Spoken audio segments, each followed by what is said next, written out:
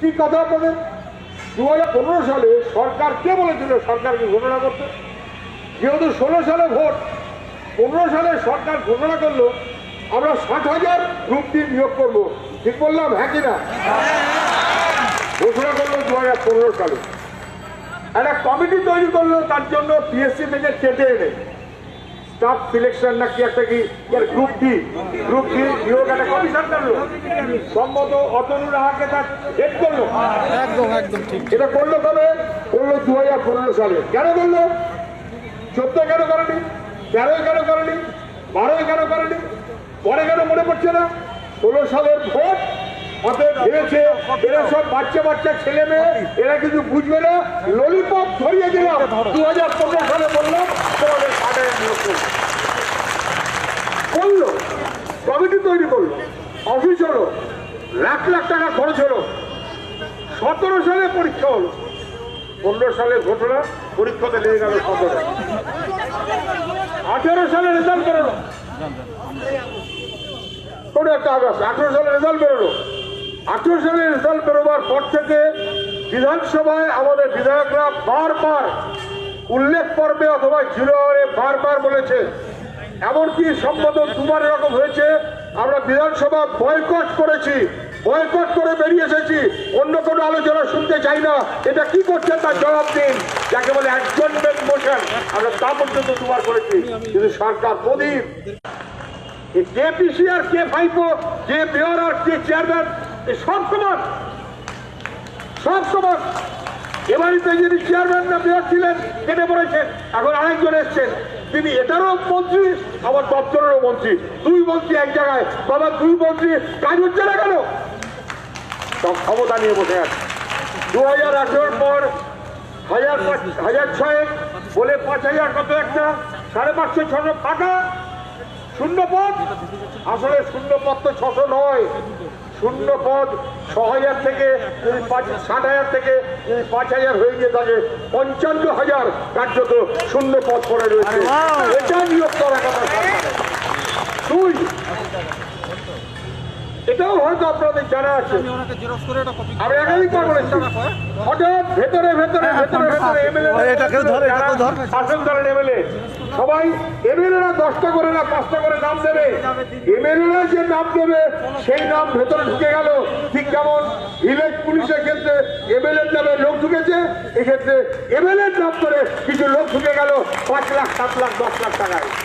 আরে সব লেখাপড়া যারা ছেলে 19 লক্ষ বোধহয় পরীক্ষা দিয়েছিল। হ্যাঁ 19 লক্ষ পরীক্ষা দিয়েছিল। কি তাদের অপরাধ? 19,000 পাস করেছিল। কি তাদের অপরাধ? 19 লক্ষ পাস করলো, 19 লক্ষ পরীক্ষা দিল, 19,000 পাস করলো, আর দিয়ে বললো যোগ্য প্রার্থী পাইনি। শুনে রাখুন আমার লোক, গ্রুপ ডির পরীক্ষা, যে পরীক্ষায় এই ছেলেমেয়েরা 19,000 পাস করেছে, সেই পরীক্ষা দিয়ে পাস করার মতো যোগ্যতা তোমার মন্ত্রীদের নেই।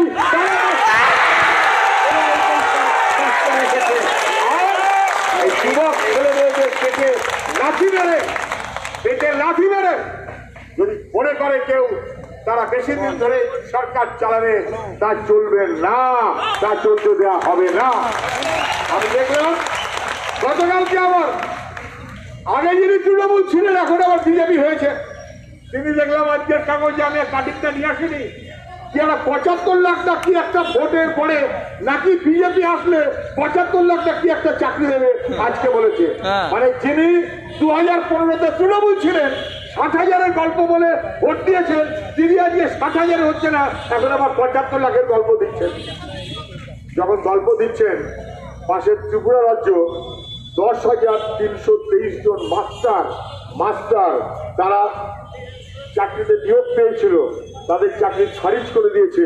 10,323 জন মাস্টার শীতের মধ্যে রাত্রে ত্রিপুরায় অবস্থানে বসে আছে, আমাদের জানা আছে? হ্যাঁ অথবা না? রেলের পরীক্ষা 2 বছর হয়নি, রেল বিক্রি করে দিচ্ছে, দিল্লিতে সরকার বলেছিল বছরে 2 কোটি চাকরি, রেলের পরীক্ষার জন্য 2.5 কোটি সব মিলিয়ে দরখাস্ত হয়েছিল। তাহলে আমি কম জানি 5 কোটি, আমি 2.5 পর্যন্ত জানতাম।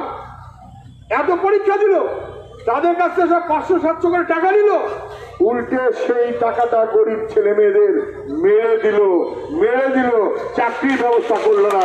এই দুর্ভাগ্যের মধ্যে আমরা পড়েছি। আমি বলবো সেই কারণে আপনাদের লড়াই আপনারা চালাবেন, নিজেরাই আপনারা চালান, দলমত নির্বিশেষে চালাচ্ছেন তাই চালাবেন। এটা দলের ব্যাপার না, এটা মতের ব্যাপার না।